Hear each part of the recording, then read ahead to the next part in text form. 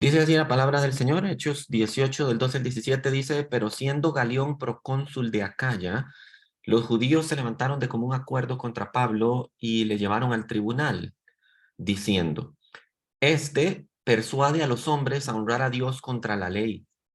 Y al comenzar Pablo a hablar, Galión dijo a los judíos, si fuera algún agravio o algún crimen enorme, oh judíos, conforme a derecho yo os toleraría. Pero si son cuestiones de palabras y de nombres y de vuestra ley, vedlo vosotros, porque yo no quiero ser juez de estas cosas. Y los echó del tribunal. Entonces todos los griegos, apoderándose de Sóstenes, principal de la sinagoga, le golpeaban delante del tribunal, pero a Galión nada se le daba de ello. Vamos a orar. Padre, gracias te damos en esta mañana por la bendición que nos das de poder estar juntos nuevamente con motivo de tu palabra, Señor. Te pedimos de que bendigas este tiempo, de que sea tu voz y tu Espíritu Santo quien hable a nuestros corazones conforme a nuestra necesidad y que sea restaurado el corazón, Señor, de aquel que espera con ansia el cumplimiento de tu promesa, Señor. Bendecimos a tu iglesia, bendecimos a los que están, a los que no han podido estar, Señor. Acompáñanos que podamos darte gloria y honra con esta reunión, Señor. Te lo pedimos en el nombre poderoso de Cristo Jesús. Amén. Y amén. Ok, mis hermanos, esta es la tercera y última entrega de una serie que hemos titulado La ciudad del pecado, que es con motivo cuando Pablo llega a la ciudad de Corinto, una de las peores ciudades a nivel moral, si no la peor que existía en el mundo antiguo. Y bueno, cuando Pablo llega a esta ciudad, encuentra muchísimos desafíos, encuentra necesidad financiera, encuentra temores, encuentra persecución. Y bueno, pues a la altura ya de la tercera enseñanza vamos a revisar quizás el último dificultad, la última dificultad que Pablo enfrenta en esta ciudad. Si usted tuviera que descubrir o describir más bien una experiencia reveladora, ¿cómo sería esa historia? Y esas veces donde todos los planetas se alinearon para que usted aprendiera algo que bajo ninguna otra circunstancia habría aprendido. Y quiero decirle, porque quizás usted tiene una lista grande, que eso no sucede todas las veces. Usted puede tener una lista larga de cosas que cuando las va acomodando en relevancia se dará cuenta que no son de tan gran impacto en su vida, ¿no? Son importantes en ese momento en específico, pero a medida que las circunstancias se van normalizando, se va tornando cada vez menos reveladoras, ¿no? En su momento lo fueron, pero ahora ya no lo son tanto. Por ejemplo, en mi caso, resultó sumamente revelador y útil aprender a sacar un cólico de un bebé. Bueno, recientemente voy a tener que volver a esa práctica, ¿no? Pero en el momento era sumamente revelador y sumamente útil haber aprendido a sacarle a Eva los cólicos. Ahora, hablemos de relevancia y de revelación, porque claro está que cuando usted pasa noches sin dormir por el llanto de un bebé que tiene un cólico, lograr este tipo de cosas resulta ser revelador y sumamente importante. Pero cuando sus hijos ya no son bebés, entonces usted ya no lo pondría en el primer lugar de su lista de cosas reveladoras y trascendentes, ¿no? ¿Cierto? Entonces, a eso me refiero. Usted tiene que hacer muy buen ejercicio de memoria para recordar una experiencia reveladora que trascienda en el tiempo y que aún el día de hoy haya marcado y sea de impacto para su vida, ¿no? Entonces, el caso es que pienso que Pablo acaba de tener una de esas experiencias frente al procónsul Galión. Ha sido llevado por los judíos delante del procónsul para ser juzgado. Todos esperaban lo peor, pero sale bien librado. El episodio podría parecer a simple vista casual o normalizado dentro de la lectura del libro de los Hechos, de no ser porque en el estudio de la semana pasada pudimos ver que Pablo tuvo miedo cuando estaba en Corinto y que Dios apareciéndole en visión le dijera las siguientes palabras: ninguno pondrá sobre ti su mano para hacerte mal. Y eso es exactamente así, tal cual fue exactamente lo que sucedió. Hablamos la semana pasada que Dios no le prometió a Pablo que nadie iba a ir por él, que no iba a tener dificultades. Eso no fue lo que Dios le dijo a Pablo. Lo que le dijo es, cuando vengan las dificultades vas a salir bien librado. Entonces, los temores de Pablo no eran infundados. Evidentemente los judíos vinieron por él y tomándolo lo llevaron ante Galión. Y Pablo no estaba aquí conspiranoico o esquizofrénico. Temía la represalia de los de la sinagoga y los de la sinagoga fueron a por él. Pero Dios cumplió su palabra. Alargaron sus manos para herirlo, pero de todo saldría bien librado. Esa experiencia hace que nunca más, vea, por eso les digo, reveladora y trascendente. Eran las claves de la ilustración que les di. ¿Por qué? Porque esta experiencia hace que nunca, y usted podrá releer el libro, y nunca más en el libro de los Hechos, se describa presuponiendo que Pablo sintió otra vez temor.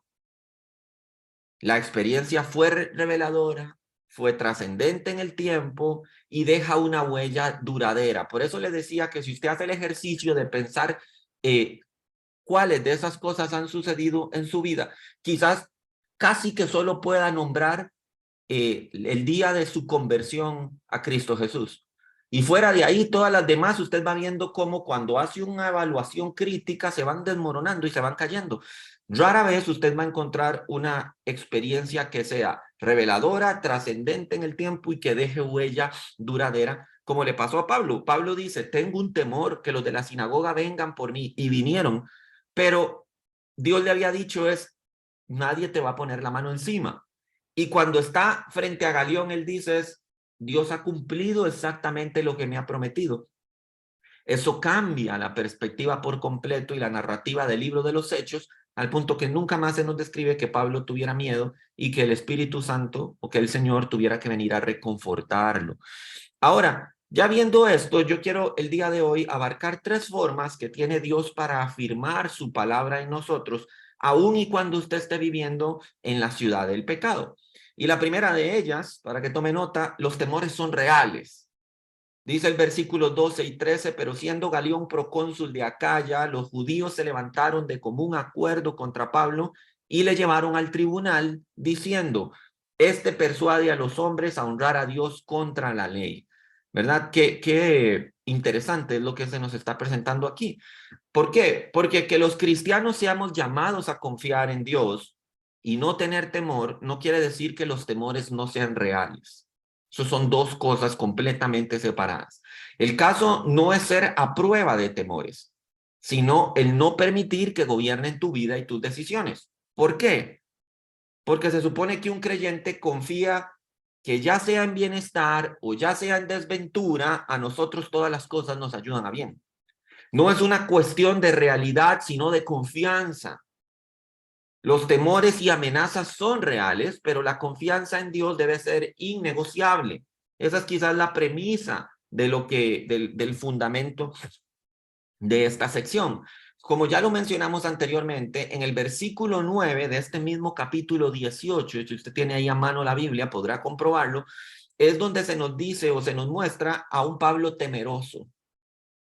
No es para menos. Él ha venido a hacer la obra de Dios en Corinto, pero Corinto es Corinto, una ciudad amenazante en todos los sentidos, un verdadero desafío ministerial, un lugar donde el mensaje del evangelio tiene muchas oportunidades, pero también tiene grandes enemigos.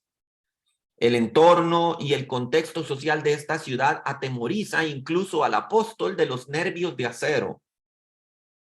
Pablo nunca había enfrentado nada igual, era pionero en cuanto al evangelio en esa inmoral ciudad y nunca antes alguien había llegado ahí con el mensaje de la cruz y la resurrección. O sea, Pablo era el primer cristiano que llegaba a evangelizar, al menos históricamente recopilado, que llegara a establecer un ministerio en Corinto. Sin embargo, el texto no nos dice, por favor tomen en cuenta que el texto no nos dice que Pablo estuviera abrumado o desanimado. No se nos habla de estrés laboral o sobrecarga de funciones. Por favor entienda que Pablo no está angustiado, abrumado, deprimido o dubitativo.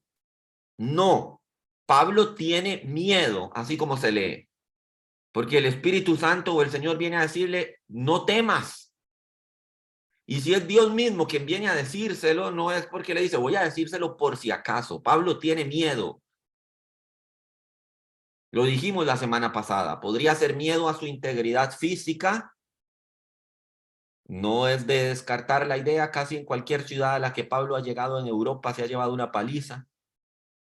Puede ser miedo al fracaso ministerial, miedo a lo infructuoso de la obra.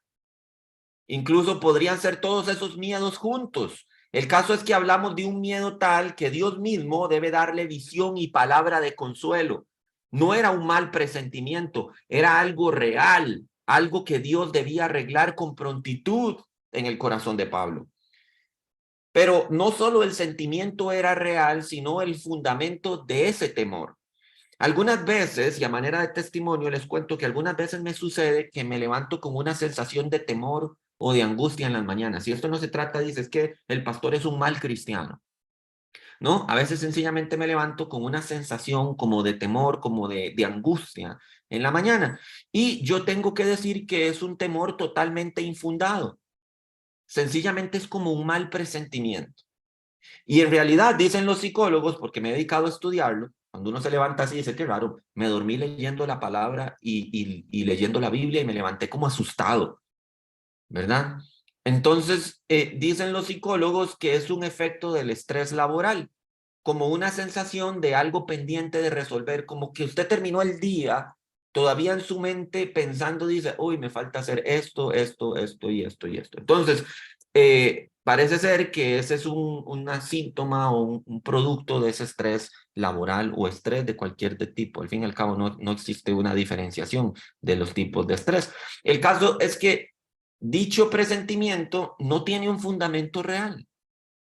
Se fundamenta en emociones, en percepciones, y según los expertos dice que es un desbalance químico producto de un trastorno del sueño. Quizás usted o en mi caso mi persona, por estar pensando en trabajo, a veces inconscientemente, se hace un desbalance químico porque usted no alcanzó el sueño más profundo para descansar y se levanta con una sensación de apremio, una sensación de temor, ¿no? Pero, ¿qué pasa? Generalmente al final del día no sucedió nada. Entonces, ese no es el caso de Pablo. Pablo sí tiene fundamento para sentir un temor. Él sabe que los judíos no se van a quedar de brazos cruzados y tal como Pablo temía, así sucedió. Con la única diferencia que antes que los judíos llegaran por Pablo, Dios ya había disipado sus temores. No vemos a Pablo cayendo entregado al pánico, ¿verdad? Ahí llorando y pegando gritos mientras la multitud de judíos lo tomaban por la fuerza y lo llevaban delante del procónsul. Pablo se presupone va en completa paz porque Dios ya ha tratado con él. Dios ya ha reconfortado su corazón.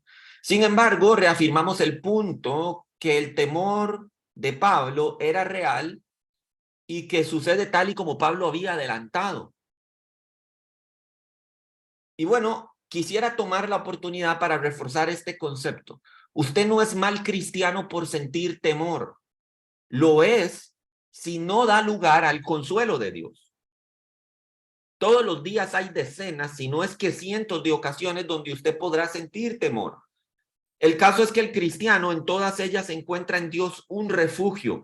El problema es cuando el cristiano es incapaz de poder refugiarse en Dios porque no conoce su seno, no conoce su presencia y no conoce el camino. Ese sí es un problema porque el mundo sin Jesús es un lugar aterrador. Así como lo oye, el mundo sin Jesús es un lugar sumamente aterrador. Hace unos años me encontraba jugando con Eva en un parque cerca aquí de la casa y parte de la dinámica del juego era perseguirnos. A los niños les encanta mucho jugar al pilla-pilla. Pero el caso es que en un momento, estando ella distraída, yo me fui a esconder detrás de un árbol.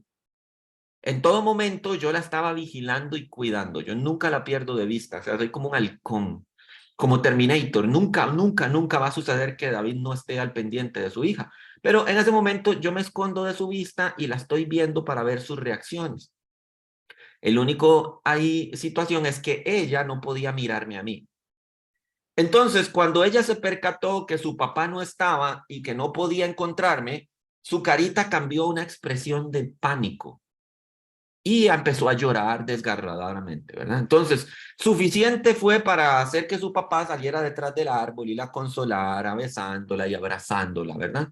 Pero aquí hay varias lecciones que aprender. Así, a manera práctica, hay varias cositas que aprender. Número uno, a veces nos distraemos y perdemos de vista al Señor.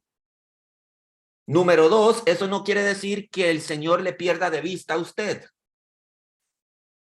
Número tres, el mundo alejado de papá es un lugar aterrador.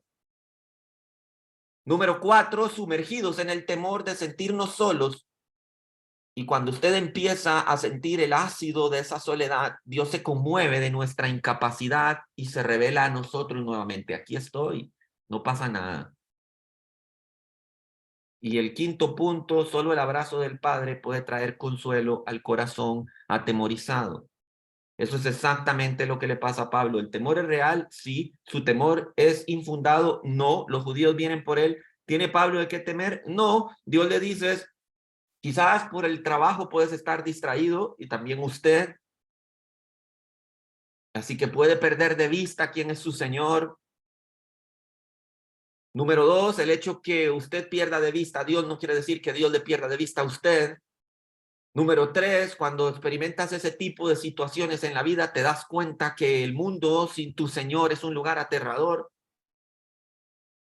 Número cuatro, cuando empieza la angustia a venir a tu corazón, es cuando Dios viene al rescate y viene esa situación reveladora que yo siempre le digo, es deja huella, es duradera en el tiempo y es reveladora. Y número quinto, cuando Dios viene y se acerca para consolarte, es cuando huyen todos los temores. Ok, segunda sección que traigo para ustedes, tienes quien te defienda. Versículos del 14 al 16 dice, y al comenzar Pablo a hablar, Galión dijo a los judíos, si fuera algún agravio o algún crimen enorme, oh judíos, conforme a derecho yo os lo toleraría. Pero si son cuestiones de palabras y de nombres y de vuestra ley, vedlo vosotros, porque yo no quiero ser juez de estas cosas. Acto seguido, dice el versículo 16, y los echó del tribunal. Ahora, es importante aquí hacer notar que Corinto es una ciudad de la provincia de Acaya. Por tanto, Galión era gobernador de todas las ciudades de esa provincia, de esa región. Entonces, note que los judíos obraron con sagacidad. Mencióneme un judío que no sea sagaz.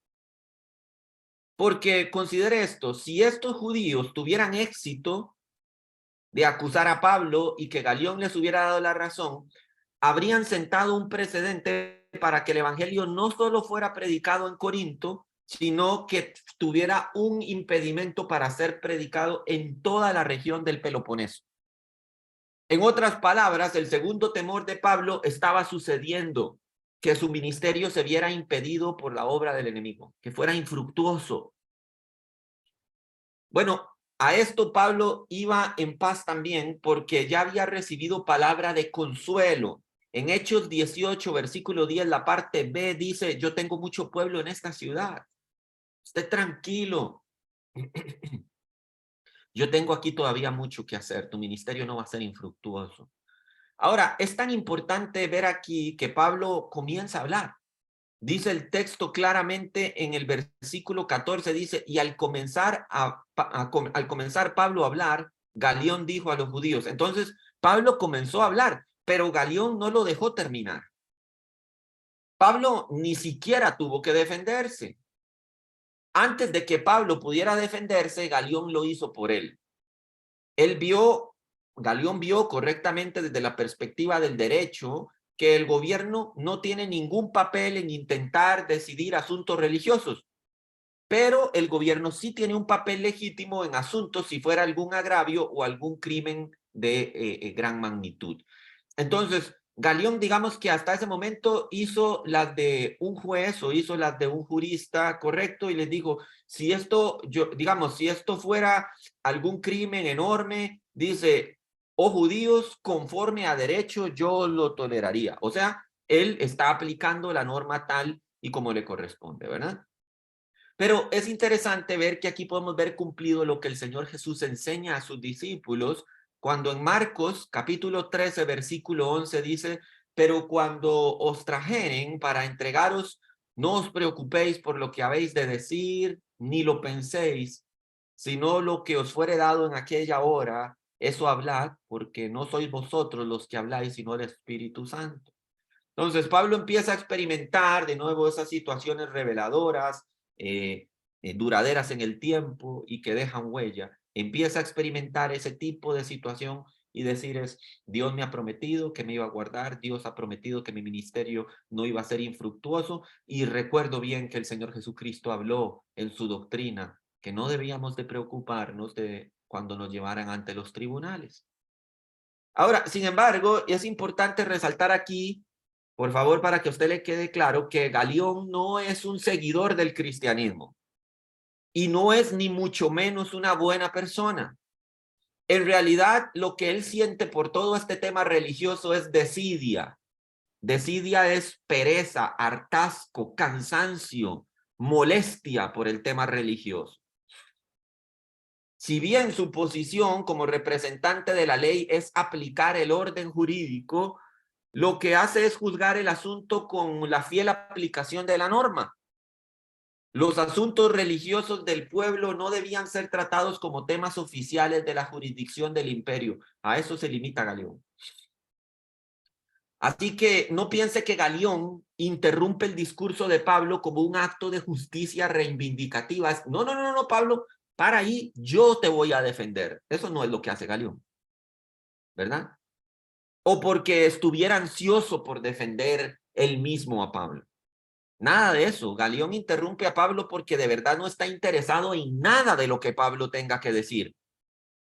Hay providencia divina en ello, ciertamente.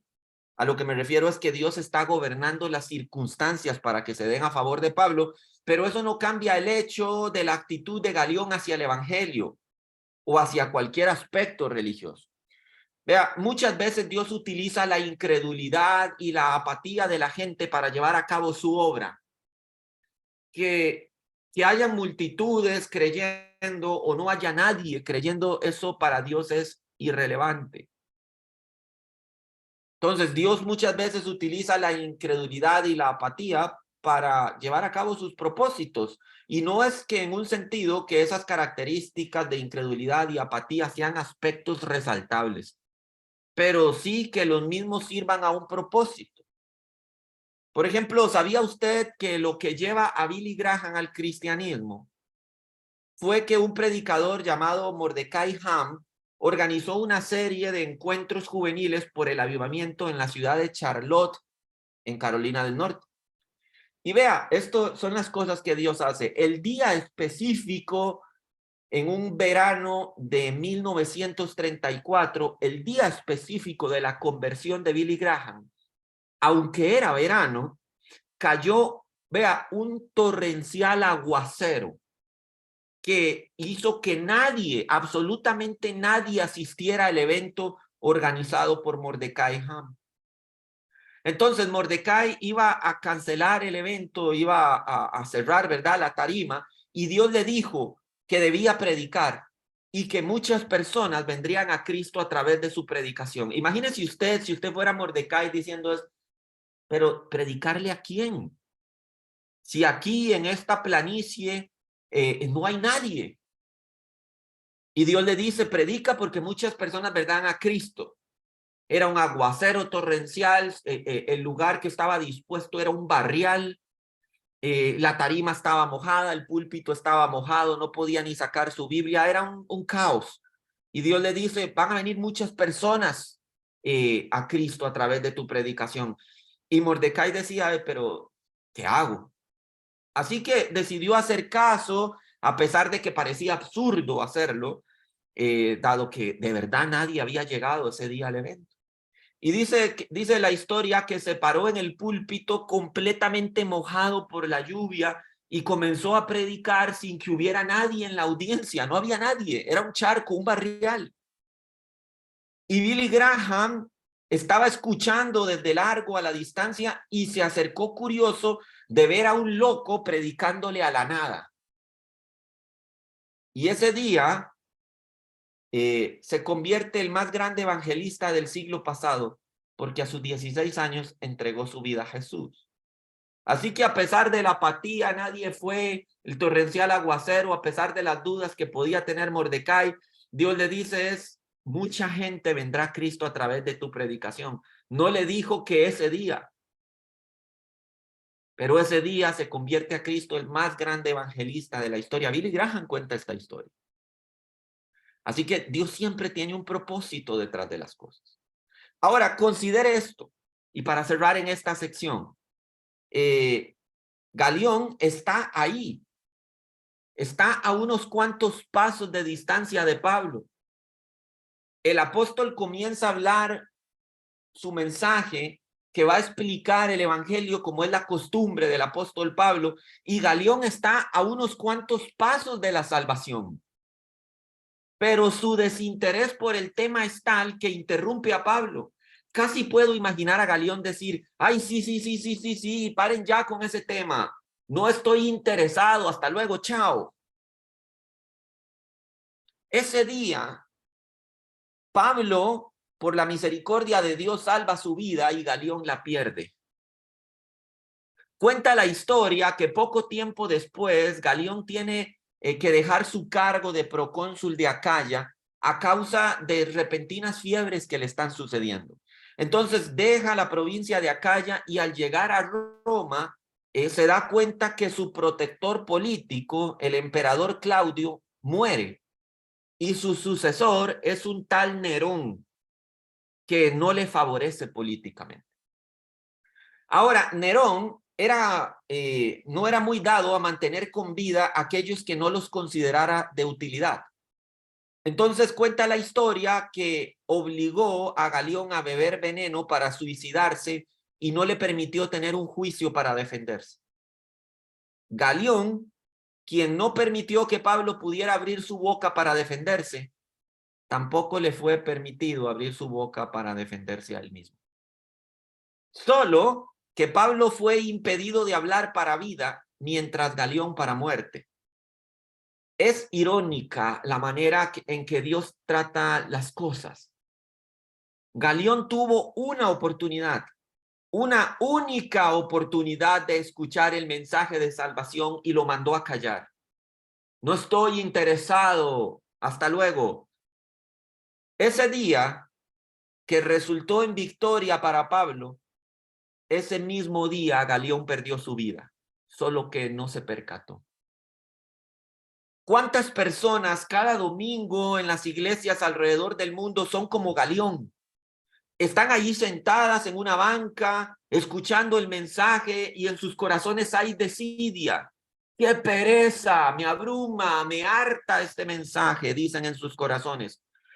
Lo único que quieren es que ese culto termine para salir de ahí y no volver o volver a sus cosas, a sus prácticas, a su forma primitiva de vivir. Mandan a callar el mensaje en sus corazones. Lo irónico de esa apatía e incredulidad es que quienes así hacen no saben si será su último chance, igual que Galión. Ahora, tercera sección, y termino con esto, todo pasa por algo. Versículo 17 dice, entonces todos los griegos, apoderándose de Sóstenes, principal de la sinagoga, le golpeaban delante del tribunal, pero a Galión no se le daba nada de ello. Este Galión era algo relevante, era algo importante. Vean, sé que es una frase trillada, yo lo sé, más que nadie, yo soy de los que más la critican, esa frase de todo pasa por algo, pero es que con Dios siempre es así.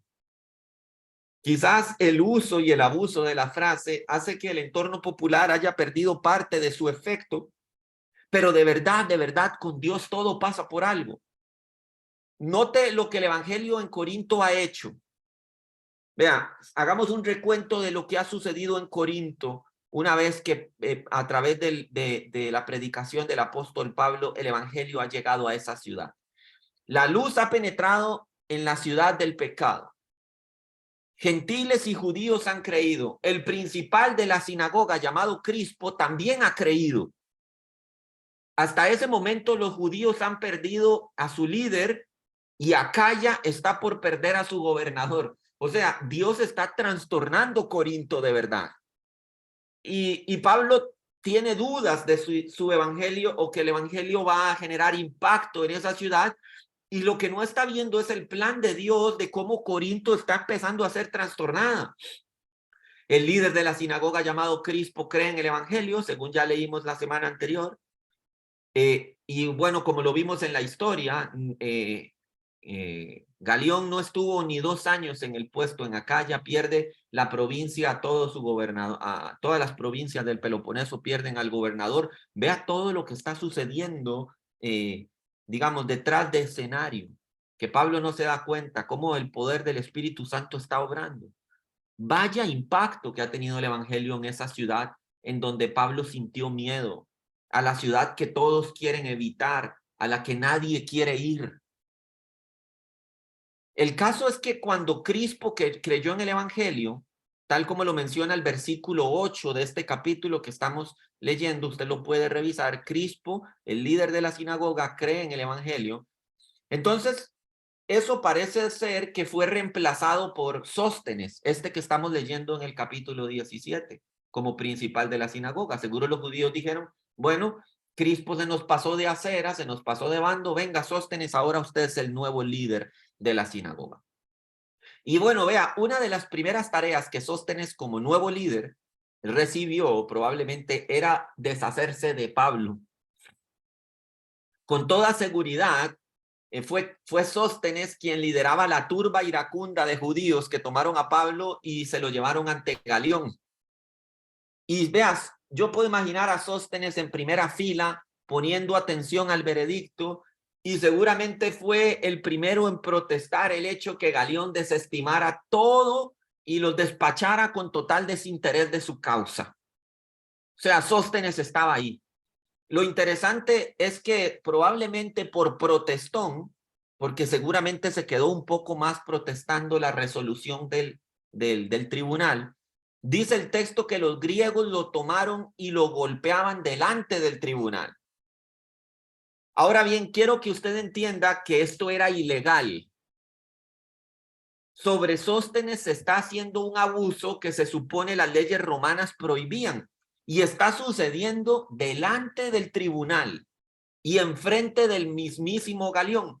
Pero se nos dice que a Galión nada se le daba de ello.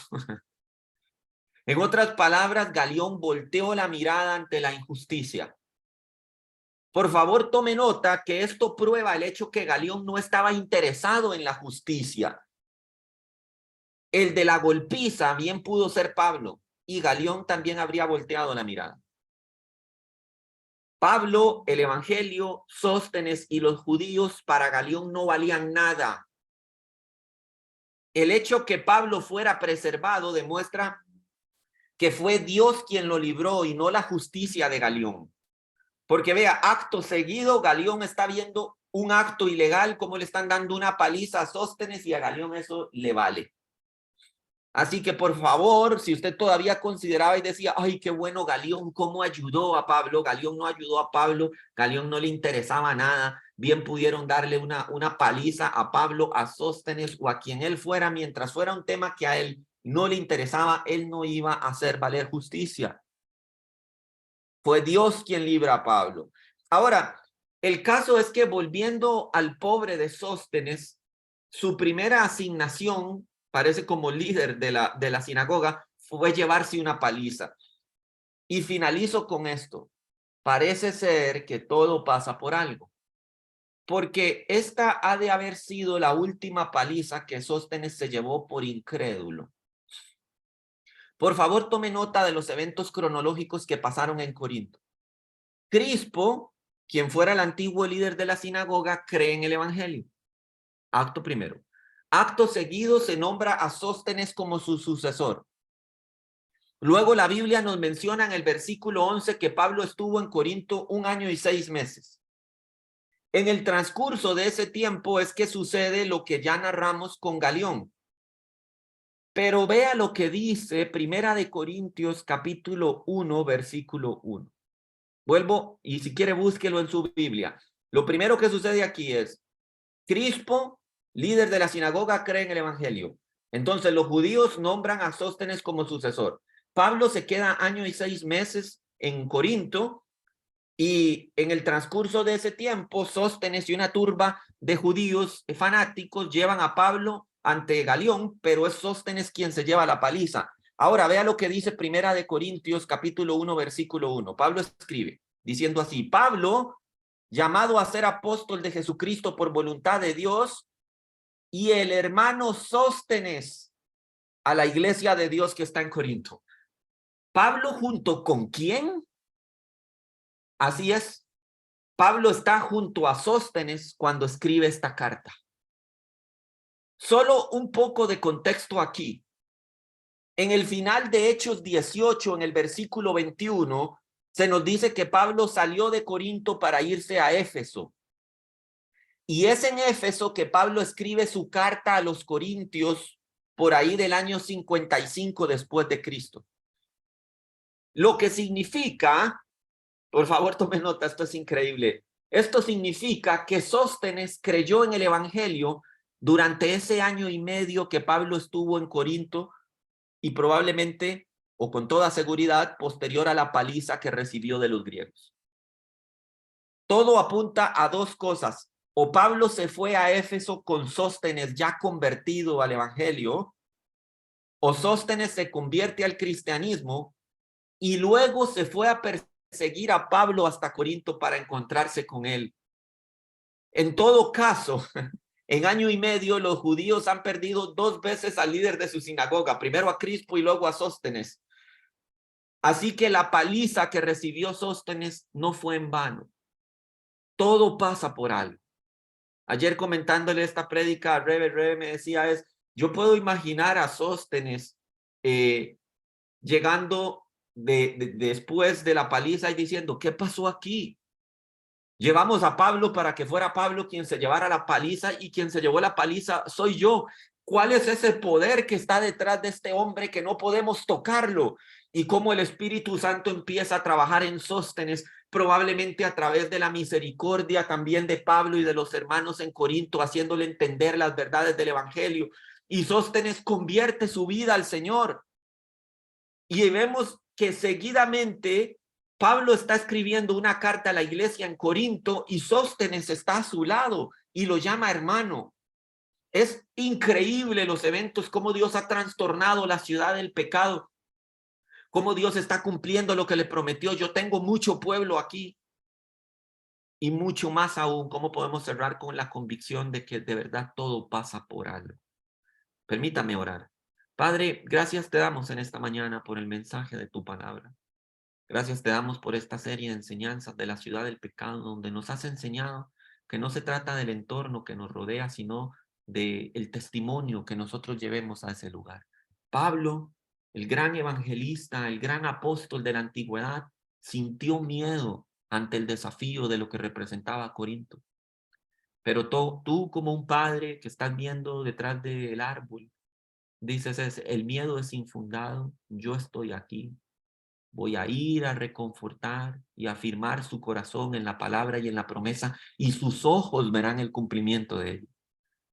Eso hará de Pablo el recibir una revelación perdurable en el tiempo y que deje huella. Y vemos el apóstol Pablo saliendo de Éfeso posterior a esto, diciendo, a vosotros volveré si Dios quiere. Gracias, Padre, por el mensaje de esta enseñanza. Y gracias porque podemos aprender de todos, de Pablo, el no tener más temor reconfortado en la palabra, de nuestro Dios tomando el control de todas las circunstancias, de Galión desaprovechando su última oportunidad por desidia, por pereza, por hartazgo del mensaje del Evangelio. Ayúdanos, Señor, a nunca ser como un Galión, a recibir el mensaje del Evangelio con alegría, como quien recibe la preciosa semilla. Padre, en tus manos encomiendo a tu iglesia para que tu iglesia reciba esta palabra y dé fruto a su tiempo. Y que en todo sea glorificado tu nombre y extendido tu reino para gloria y honra de el Padre y de nuestro Señor Jesucristo. Así oramos. Ahora, si usted ha escuchado este mensaje, alguien le ha compartido esta enseñanza a través de WhatsApp, de Telegram, o lo ha escuchado en el canal de YouTube, y usted desea entregar su vida a Jesús, yo quiero orar por usted en esta mañana. Quizás el Espíritu Santo lleva tiempo buscándole. Quizás el Espíritu Santo ha venido inquietando su corazón y usted está sintiendo que su vida tal como es no tiene sentido. Así que yo quisiera guiarle en una oración, no es una oración mágica. Sencillamente quiero ayudarle a encontrar las palabras que en su corazón usted está buscando. Y si ese es su caso y quiere tomar una decisión por Jesús, permítame orar por usted. Señor Jesús, yo reconozco que soy un pecador y que mis errores y mis equivocaciones me han traído hasta donde estoy ahora.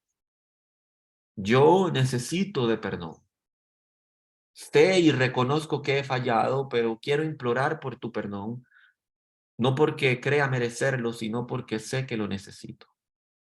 Sé que moriste en una cruz por todos mis pecados y que resucitaste para que yo pueda tener vida. Acepto en fe tu salvación. Quiero que entres a mi vida, que seas mi Señor y mi Salvador. Te entrego mi vida para que hagas conmigo alguien que te sirva y que te alabe. Amén y amén. Si usted ha hecho esta oración con nosotros, permítanos saber de usted. Escriba a la persona que le compartió este mensaje, déjenos un comentario en la caja de comentarios. Queremos orar por usted, queremos conocer su testimonio y dirigirle en una oración para que el Espíritu Santo le guíe a una congregación donde usted pueda aprender la sana palabra de Dios. Que el Señor le bendiga.